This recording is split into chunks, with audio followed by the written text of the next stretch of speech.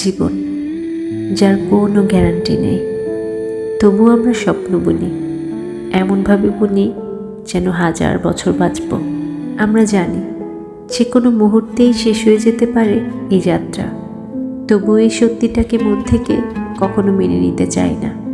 মুখে বলি সবই অস্থায়ী, কিন্তু হৃদয়টা ঠিকই স্থায়ী করে ফেলতে চায় সব কিছু।